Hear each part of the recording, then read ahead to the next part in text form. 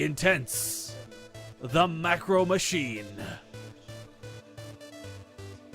Intense is a talented young Terran player with a mind for macro. His builds almost always focus on bringing it to the late game and not taking any unnecessary risks. I like trying to post consistent results, right? And I feel like if you're doing these gimmicks, you're taking risks that are like not quantifiable. But with macro builds, I feel like you could potentially minimize that. Like if I'm not macroing, I'm probably not going to win. And when I am macroing, I mean, if I don't die early on, I usually do win. However, one of his biggest obstacles to overcome is battling his own mindset. Luckily, he's made a lot of improvements lately. I mean, I've been trying to fix it because, like, looking at the game from that perspective really does hinder your growth as a player and, like, getting better. Like, if you're doing that, you're blaming your losses and stuff on that imbalance as well. Like, and it's really hard. I've been up and down throughout my entire StarCraft career. I've probably been notorious for balance finding since, like, the start of 2011. The reason I haven't succeeded from putting in more effort is because of my mindset and stuff. So, like, it's, like, a weird double-edged sword.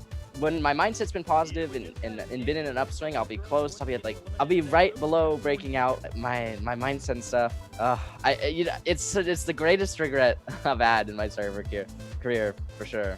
I think I'm ready to fix it and break out. He's been feeling good about Terran versus Zerg lately. His consistency and ability to win nearly every macro game has given him a solid win rate, but he still has to be careful about playing a little bit too greedy. Every game versus Zerg is a Reaper. I never do anything else. Always Reaper. Sometimes Starport for a Viking and a medevac to be aggressive.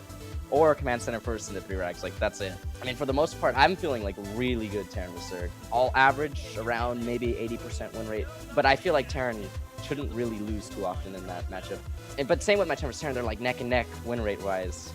And the only games I'll ever lose is when I play poorly, in my opinion. Like if I screw up my opening or I don't see some Banelings run into a mineral line or something like that. His TVT is his best matchup at the moment, feeling very comfortable with the Banshee openings and leading into bio play. This is the only matchup he varies his builds up in, and oftentimes his biggest weakness can be his own overconfidence. Versus Terran, I actually do vary versus Terran. I do a lot of different stuff. I'd say it's maybe my best matchup. I tend to beat the highest level players Terran versus Terran. I've beaten a lot of Korean players and stuff.